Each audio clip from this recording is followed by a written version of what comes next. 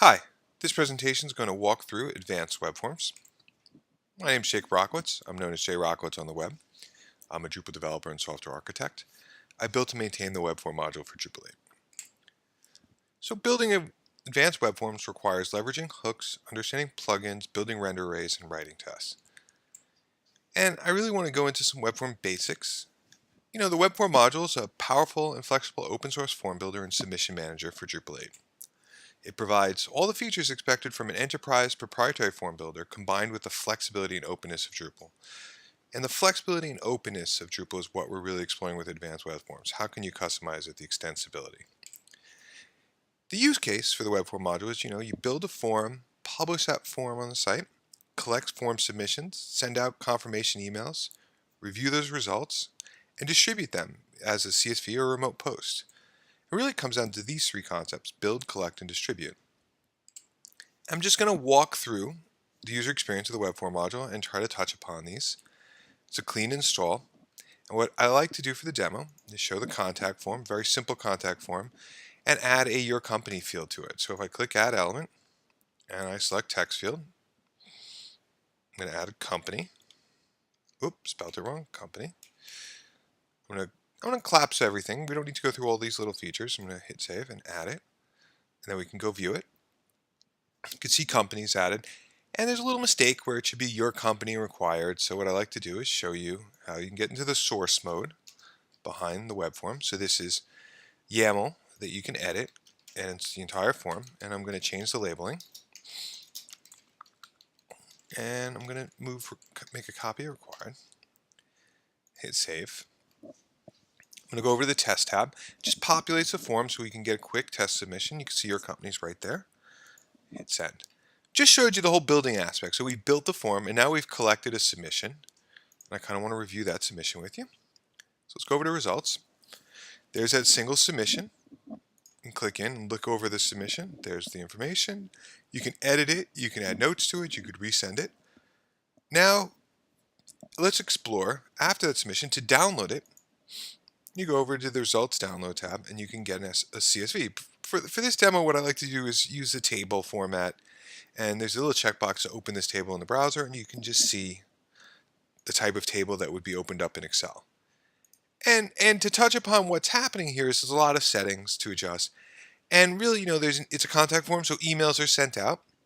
And this is the email handlers that are used to send out email. I'm going to just open one, just show you, standard settings, to, from, CC, BCC.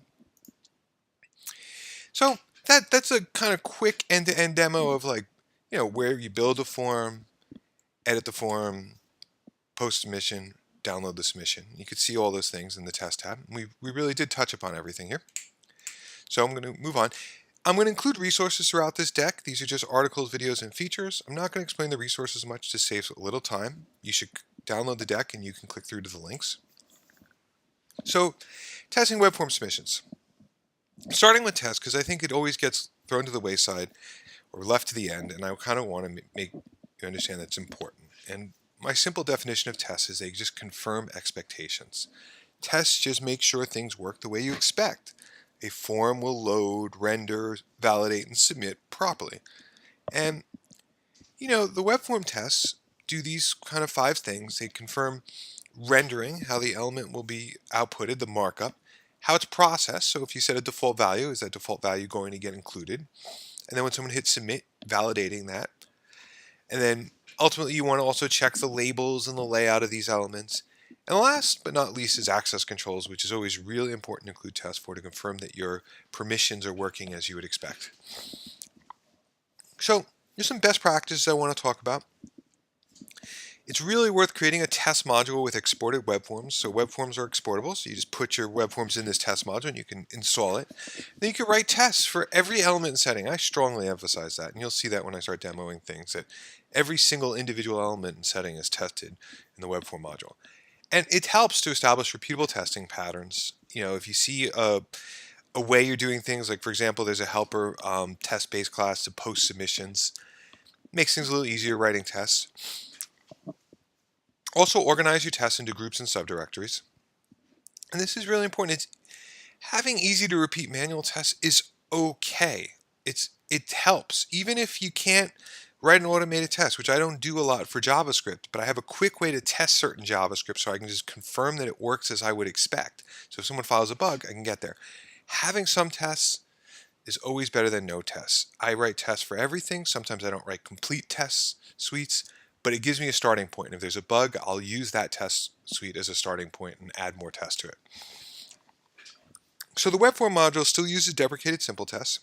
You should write only PHP unit tests. I'm going to give kind of a quick demo of how the tests are set up in the Webform module.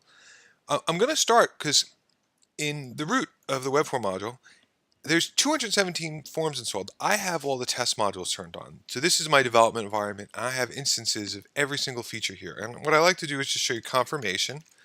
And the autocomplete will show you all the forms, but I'm going to just list them out. There's 20 different kind of confirmation tests. So there's how Ajax working with confirmations and just how simple forms are working. And a nice demo. So literally every single type of confirmation is testable. And we're going to just test the modal. This is just a text field so that this will work. But if I click through, opens the modal and closes it. What's interesting about this is an example of a test that I don't have an automated test for because it's JavaScript. I haven't had time to write the JavaScript test runner for it, but it still helps if someone says modals are not working as when I set it as confirmation. I can go in here and see how it's working and confirm that it's working as I would expect and maybe help the person.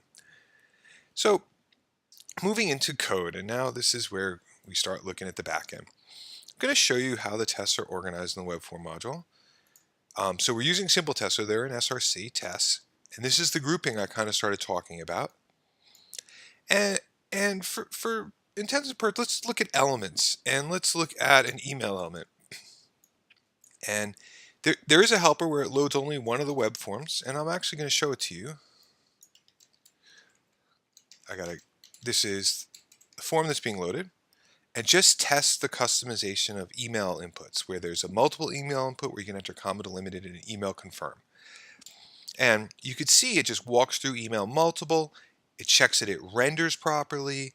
It checks, if you enter an invalid sec, it checks the email address validation for multiples, whether the tokens are working properly, second email address. You start seeing the idea and it just walks through it. And by the way, you learn a lot by just looking at tests because you see how people are expecting things to work. That's a good starting point. Let me see if I have anything else I need to go on to. Oh, I think what's important to emphasize is just test modules. So the form that I just loaded in the browser is being provided by in the test directory. Let me close out a bunch of things. Boom. Test modules. And you can see of the 214 forms, a lot of them are exported into this module. And they all get, you can install them individually. It just gives you a quick way to, if you're going to build different types of features, you just want to create a web form that tests that feature. Quickly go in and understand it. That's it for tests for now. I'm going to keep going. Here's some more resources. Let's talk about, now we're going to step big picture. Entities, web form entities. Well, let's start with it. Everything in Drupal 8 is an entity or a plugin. And an entity, this is the definition from Drupal.org, any defined chunk of data in Drupal that includes, things like nodes, users, taxonomy, terms, files. And contributed modules can define custom entities. And each entity type can have multiple bundles. Kind of big, broad definition. And, for web form, the form is an entity. The submission coming in is a dedicated entity. And about web form entities. Well, web forms are config entities. Config entities are exportable. They can be downloaded as a single file, YAML file. Submissions are content entities stored in the database. It's a very simple definition, but it helps get you started. And Webforms doesn't use Field API because submissions use something called an entity attribute value model. I'm not even going to read this definition, but what's the most important thing about this model is it's a simple way to store a lot of data. And we can even look at the database. Now this is the submission table. So this is just defining all the properties of a submission. But this is the entity attribute value model. And the first part is the web form ID and submission ID defines the entity. The attribute is the name of the element, what property it is. If it's an address, so you'll have an address, state is the property, and delta if we're storing multiples, 1, 2, 3, 4, 5. And finally, the last part is the value. This single table design stores all the data coming into the Webform module. I'm going to give a little demo. My goal is to just help you get more oriented toward entities and what's a config entity and what's a content entity. For config entity, it's fairly simple to be like, Webforms are exportable, and if I go over to the contact form, because I am a super user with the ability to export configuration, I can go quickly export the configuration for this single web form, and this just gives you the idea. This is the entire definition of a web form. All the configuration, all the settings, and the handlers. And we did look at the database table for submission, but what does help is there's in the test tab, if you turn on the Webform Develop module, there's an API tab. And this actually will show you kind of the raw data expected from a content entity, a submission, which is a content entity, and there's even some helper PHP code to just show you if you wanted to programmatically insert a submission, it shows you how you would do that. What the data could be, how you would generate a submission. It's really to help get you started. And there's something I left out, but I want to show you is I'm going to push this over to the sidebar and go over to entity info.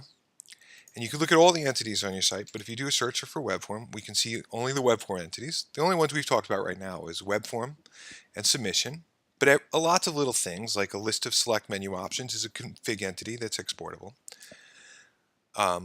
Covers entities enough, you need to learn more about them, and that's why I'm including some resources. So a key entity concept in the Webform module is the source entity. So let's discover the source entity. And a source entity tracks and creates a relationship to the Drupal entity from which a web form was submitted. And source entities allow a web form submission to be reused web form to be reused multiple times. You can take one web form and attach it to multiple source entities like nodes, and then track submissions. And the source entity can be determined via the current route, the node route, or query string. You can pass the source entity through query string parameters, and Webform nodes use source entities, blocks use source entities, and even paragraphs use source entities. And going back to that submission table, there's two columns, entity type and ID, and that is the source entity. So for nodes, entity type would be node, and entity ID would be the ID of that node. So looking at submissions, there's a submitted to column, and those are source entities listed there, different events. And that's what we're going to just talk about quickly is like source entities can be used to track site feedback. If you place a web form on every page of your site, you'll track submissions on every single page. It's almost like comments. It virtually works the same way. It's a one comment. But you can do an event registration system where you could create event nodes and attach a registration form to each event node. And that would create an event registration system where you're tracking individual registrations per event. And you can build an application evaluation. All three of these things there are demos for within the Webform module, especially event registration and application evaluation.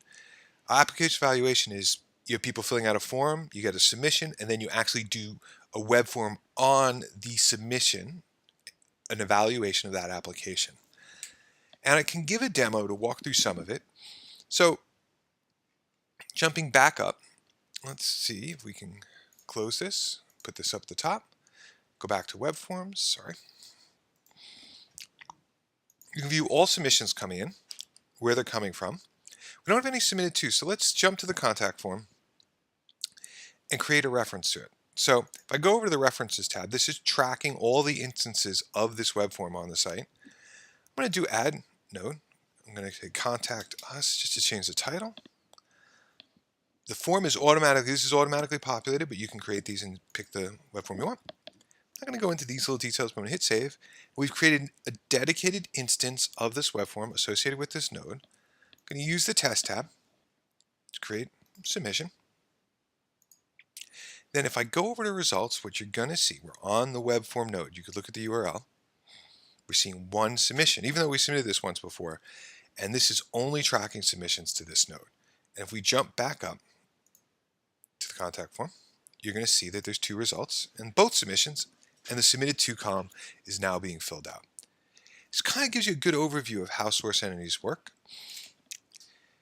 And I'm going to jump back and I want to show you a little code because I want to introduce you to the concept of plugins. And if we go in here, let's close this out, source, plugins. I will give you a definition in a second, but I want to just show you the plugin for query string parameter. This is one of the simpler plugins. We're having our dependencies, and then we just have a method called getSourceEntity. If you start looking at it, it starts looking at the query string parameter for the current page and seeing if there's source entity type specified. And route does the same thing. Just looks at the current route, get route name, looks at the parameters. And what's really important to understand plugins is to look at the interface. So if we go over here, we look at the interface for the Webform source entity plugin interface, and there's one method, getSourceEntity, and then what entity type should be ignored. Generally, we ignore Webforms because we don't want to create attachments to Webforms, but what's important is the simplicity of this. It's just a definition of how we expect this plugin to work. And I'll give you a definition in a second. So let's keep going. Understanding Form API. So Webforms are render arrays which contain elements that build, validate, and submit form values using Drupal's Form API. So render arrays are the basic building blocks of Drupal content. Everything that you see on a page is a render array. The header is a render array, the footer is a render array, a single input is a render array. It's just a definition of what's going to be outputted. And Drupal's Form API is no different. It extends their render arrays. And an overview of Form API, an element is anything displayed on a page. An input is an element that collects data. A composite is a group of elements. In core, the simplest example is radios, radio buttons. Each individual radio is an input, but the composite is the group of radio buttons together. And a form is a collection of elements and inputs. And this is a form. This is an output of a Form API form. And this is a render array as YAML. And this is what we can edit in the Webform module, but it shows you the same contact point that we've been talking about over and over again. Text field, type. And just to clarify, render arrays in core, people use PHP, and it's the same form, just marked up as PHP. And for forms, it's pretty simple. Forms have three concepts. You're going to build a form, validate, and submit. Actually, you need to understand how forms work, and that follows through to elements in a lot of things. I'm going to do a little demo here. What I want to just show you is, point out, if you want to just begin with Form API, everything here is a form within configuration. The simplest one would be basic site settings. This is the most basic form in core. It's been around for a long time. It's a very clean, simple example. And all of these forms, I'm going to close out a bunch of these, extend the form interface. And I'm not going to use Bootstrap. I'm going to go over here. This is Core's Form API form interface. And you'll see there's a fourth method here, which is getFormID, which makes a lot of sense. You want your forms to be unique. But then all forms require these three methods: to build the form, validate, and submit it. And this gives you a starting point to understand how Form API works. And even as you start getting into hooks and everything, build, validate, submit. These are all the build renders it, but validate and submit are callbacks. Moving on, I'm including a link here to the examples module on Drupal.org, and that gives you a lot of examples and starting points to tons of concepts in Drupal, especially Form API too. So, some more resources. I'm going to keep going. We're going to talk about elements. And, form element is defined using a render array, which is processed by a render element plugin, which creates an input on a form. So, everything outputted are plugins, and let's just give a definition of plugins. Plugins are small pieces of functionality that are swappable. And plugins are reusable, standardized, and extendable. That's the concept behind them. Form element overview. So form elements are plugins. They extend render arrays. And two key details is, element properties begin with a hash, and all elements should have keys when we're looking at those render arrays. And we're going to dissect one single element. This is your name text field, and there's the input key, the label, the properties which begin with hash symbols, input name, which is a text field, and then I'm just including some attributes to stylize it with a background color and a custom class. And above here is the form element, the rendered thing that we're seeing in the browser, and below is the XHTML markup, and you could see how you got the label, the input attributes, the type. And what's nice is you start getting a concept that a lot of defaults are included in the, render array just defines the key things you want, and then Drupal includes defaults like what's the size of the element, the max length, and extra classes. And so form element plugins, when we're talking about them, they have a couple of key methods to think about. And this isn't an entire interface, but it gives you a good starting point. You got to define what the properties are, get the info about that element. You're going to set that input value. There's a value callback. You're going to build that input. How is it displayed? Process it. Once it's ready to go out to the browser, you're going to process it before it's rendered. Then you're going to render that input. And finally, when someone hits submit, you're going to validate it. And some form element tips: always copy and extend existing elements. It's the best way to get started. Element validate, it's a callback, is the only way to alter a form value when it's being submitted.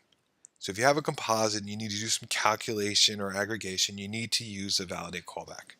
And for composite elements, you must use the pound tree property, which just collects all those values into an associative array. I'm going to give a little demo, and let's look at a text field. And once again, we're going to go back to our friend, the devel module, and we're going to have to move this over to the side to get over to element info. So these are all the elements available in core. If I type Webform, we're going to see the Webform specific ones. If I type email, we'll see all the email in core. And we're going to explore text field. This just gives you a starting point. It shows you what's happening. You could look at it. Really, where you're going to get the most value is looking at the code. So we have render text field. You know what? I'll copy it just to show you kind of how this works. Close this out. Let's see if we can jump right to it. Yep, text field. We're here. So there's a form element. Core includes a lot of API documentation. It's exactly how it's going to work. And then you can see that get info defining the default properties, max length. So when it's 128 characters, that's where it's coming from. Value callback. I like this example of a value callback because it shows you a little nuance in core. If you set the default value and it has carriage returns, it will strip those carriage returns out so that you won't lose data when a text field is rendered with carriage returns as the value. And then this is very simply how it's rendering, what attributes are going out to the browser. And we could jump up and explore this a little further to jump up to the main form element. It's an abstract class, love inheritance for this. It shows you some standard callbacks, validation patterns, and there's even a interface to look at, form element interface. And what's funny about this, it shows you how simple the interface really is for form elements. It's the value callback. That's the only thing that's required. What is going to be the value that's going to be updated? Okay, so we're going to keep going because I want to throw out a little nuance here. We've only really talked about form elements. Some more resources, but this is where we're the goal here. We talked about form elements. Now, what about creating web form elements? And web form elements are wrappers that enhance Drupal form elements. So you have to understand that we have to build a form element in core and say, hey, this is a text field. But then for that text field to integrate with the Webform module, we need to create a Webform element plugin. And Webform elements, they require a corresponding form element. The two go hand in hand. Both the plugins have the same ID, which is really the pound type when you're building those plugins out, and that's in the annotations. And this plugin, the Webform element plugin, handles everything related to an element. And in the Webform module, there's a lot of base classes to help organize related elements, and I also use traits to group related behaviors. Example of a trait would be an entity reference trait, so that we have varying types of entity references: select, radios, checkboxes, autocompletes, and we isolate that code into a trait so we can reuse it. And now we also get very similar to form element, but some more advanced properties. What's the default properties? Because we have a UI and we need to know what the defaults are going to be. If we're going to render that out, we want to prepare it. We have little things to determine the behaviors, like does the plugin have multiple values or doesn't it? Finally, something very important about Webform elements is once that data comes in, we also need to display that in the reports and the emails. So there's build methods, build HTML, build text. When you get to exporting that data, there's also export methods. Get the table column. What's the column name? What does it look like? And finally, we have a UI. So there's a build configuration form methods. Get the form. What's the form going to look like for this element? So we're going to walk through these again. And I'm trying to establish some patterns. We're going to look at the overview, single text field. Then we're going to also look at the plugin, the interface, and then some examples. So we're going to, let's see, we'll collapse go here, collapse, structure, web form, boom. Bring this up so you have some room to look at this. And what I want to do, sorry, I lost my chain of thought. Oh, I lost my chain of thought because I need to jump over here to the plugin directory. So in the reports, there's the list of the plugins, and we're looking at the elements. These are Webform element plugins. If we go to our handy text field, well, actually, yeah, let's go to text field. There's the text field, and it just shows you how it's set up by the Webform module. So definition does use inheritance because there's a text base to handle all the common text field related properties. Because think about it, email, URL, password, text, they're all similar. They all collect plain text, so they have this similar code for, and you'll see it, input mask, word counter, read only, min length, max length, patterns. And this is just an overview. It helps us understand what's going on because web form elements get a lot more complex. There's a lot more features and functionality. It's even showing you the relationships. And there's even this test tab. And I want to emphasize this is that concept, isolate each thing and make it easy to test. So we can test a single element in this backend. And look, this shows you what's going to be outputted. I add custom, there's an array of allowed tags to make sure that it's secure. And then let's go through. And then this is the form just laid out flatly that we can edit. For the purpose of this, I'll just show you, let's say we want to add this as help.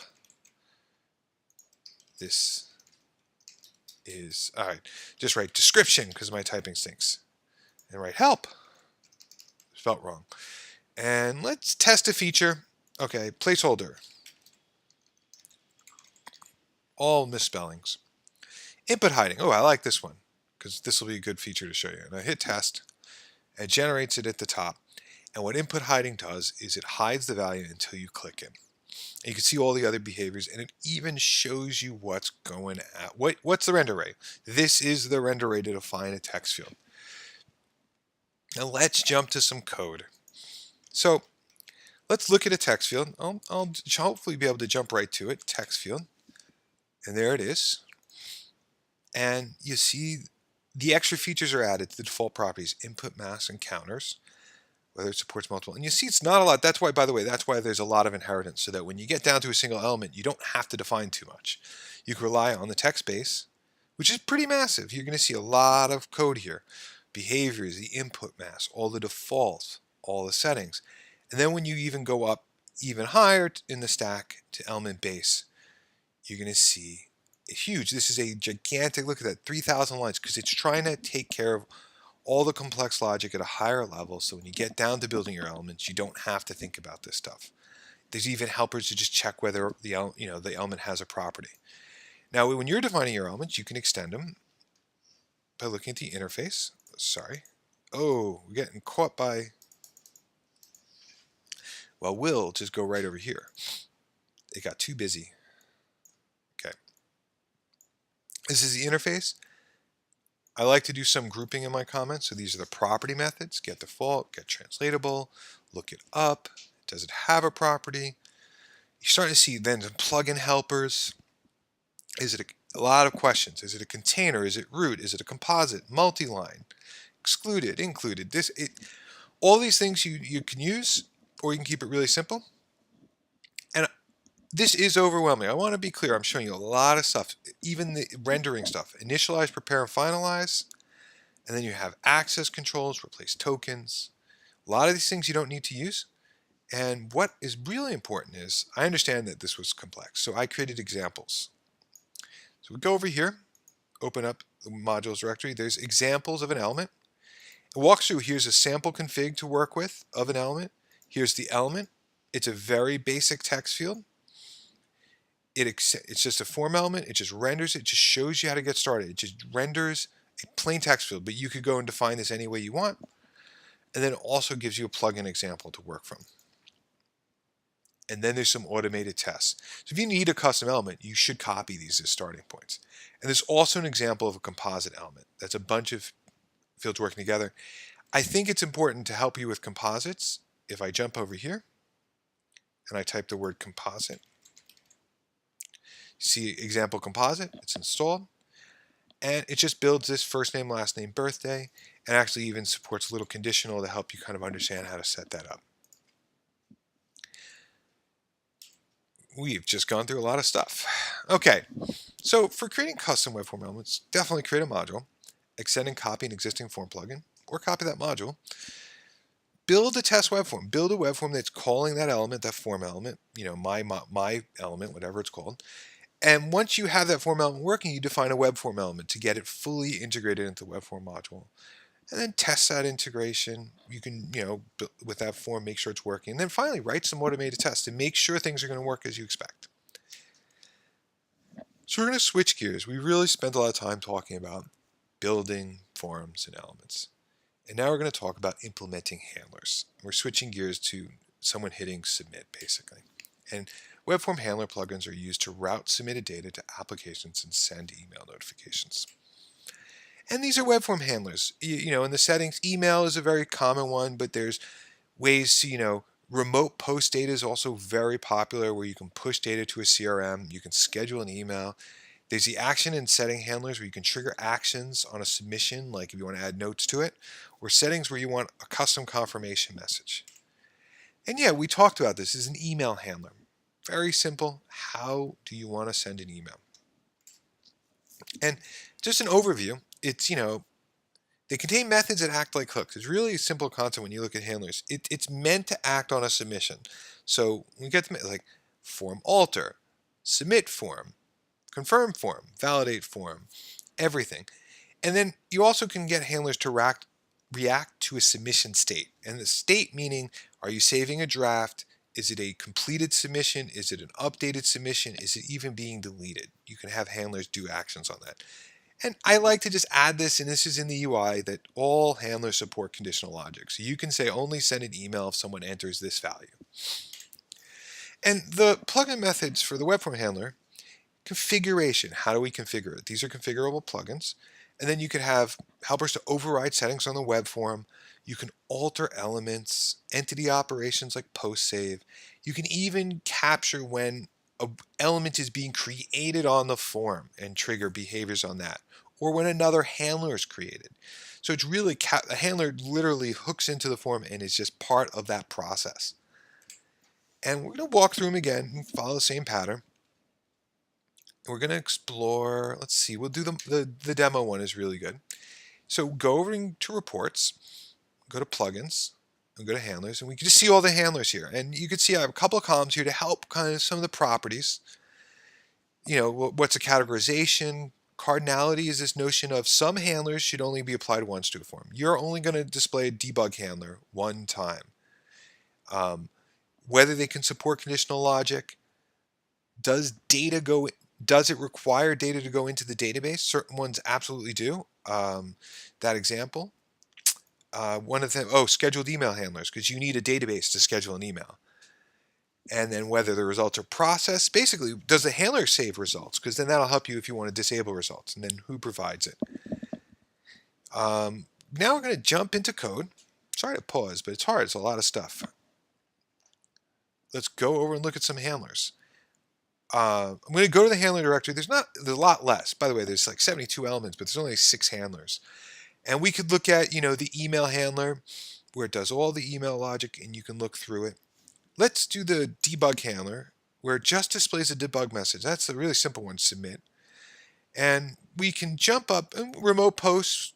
By the way, this is the annotation. This defines, I like to just mention this.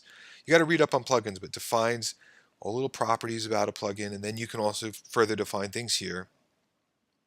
Then you default configuration. You can see how remote posts work, the completed URL, the data. I think from here we should jump up to handler interface.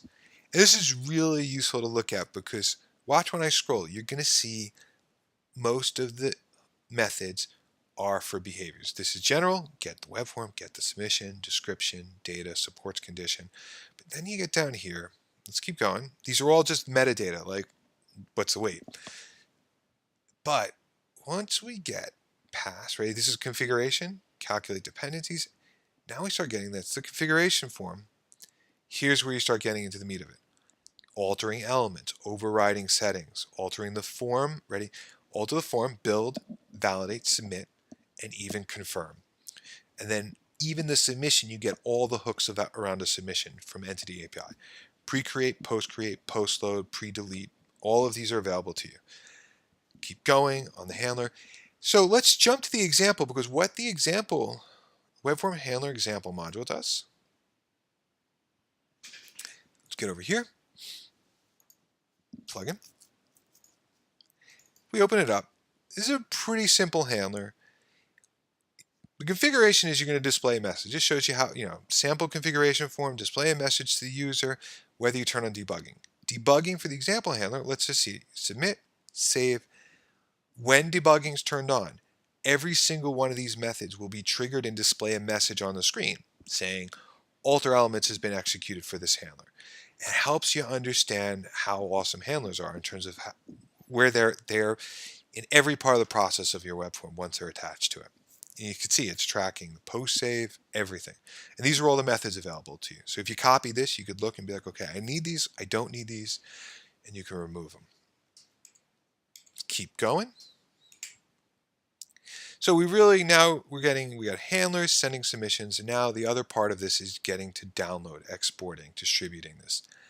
And Webform exporter plugins are used to download submissions into spreadsheets and other applications. And when you go to the export tab, there's that export format. Those are the plugins, whether it's a text delimited, tab delimited, a table, even YAML and JSON. And always extend an existing Webform exporter, period. It's just the way they're designed. You just do better. Usually you're going to want to just tweak something and use the delimited Webform exporter for CSV files. And there's a drush command available to automate the export, and I think people just don't realize that. And this, we're getting simpler and simpler because exporters are the configuration. And think about it, you're just exporting data, so you're going to write the header, the record, and the footer. And then if you have files associated with it, you're going to define what those file names are. And the demo goes back to the same pattern. If you're really learning this, this is the way to go. You look at all of them, you're like, okay, these are the 3 available. This is how they're set up. I want to explore it. I'm going to actually jump, close out a bunch of these. Let's see if we can get, I don't even include an example of an exporter because you should always extend an existing exporter. And let's go over to the HTML table we talked about. Here it is. Whether it can be exported, opened in Excel. And you're seeing the key methods. We're writing the header of the table, the HTML markup, the table body, and then we're writing the submission and the footer. And then whether we want to generate in Excel or HTML. You could extend this and add columns to your export any way you want. Okay, let's keep going. We're getting to the end here. We're at slide 77.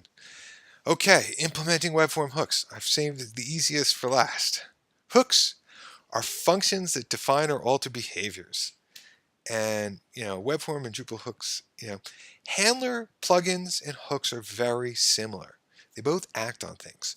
And, handlers, important differences are always applied to a single form, period. You take that handler and you put it on the form and it acts on that form. Hooks can be applied to all forms, and you just want to be aware of that. So if you need to make a behavior that's global to all your forms, sometimes a hook's just better. And, all entity hooks are applicable to web forms. These are entities, so you can alter submissions. Anything, hook, web form submission save. That's a hook available, an entity hook. But it's important with Drupal 8, plugins are kind of the new hooks for Drupal 8. Event subscribers too, but we're not really going to talk about this today. And it's just an example of a hook, a form alter hook. Altering a web form submission. This demo just changes the way the buttons look and makes them bigger and larger. It does for every form, so that's kind of an applicable use of a hook. And what's interesting, this next one is a hook altering element types, which is buttons, doing the exact same thing as the previous screen, but it's just doing it using a slightly different hook. And both are legitimate ways to do it. It just depends on what you're working with or how you feel, really how you feel that day. And these are some of the hooks available. And most of these people are familiar with, like form alter. If you type Drupal form alter, you get tons of resources. Element hooks, options, entity hooks, and then there's also altering the libraries and the access rules. And this handler hook I do want to call out. It's called Hook Webform Handler Invoke Alter. It's got to be one of the most powerful hooks that no one knows about. Basically allows you to alter any invocation of a handler via a hook. The example would be if you want to massage data going into a remote post, you can use that hook. You can add the remote post handler and use that hook to do a tiny little massage of that remote post, that data going out, and tweak it. And you could go to webform.api.php to see more. So some additional resources that you can get. You can connecting with me. There's my blog, Drupal.org. I post on Twitter occasionally. With Webform, the Drupal Slack channel is very active. I'm available on it. I try to help people. If you have questions, Drupal Answers is the place to go. You need general support questions, go to Drupal Answers. If you have a bug or a real issue, use the issue queue. And that's it. Ralph says thank you, and post questions to me on Drupal Answers. Take care.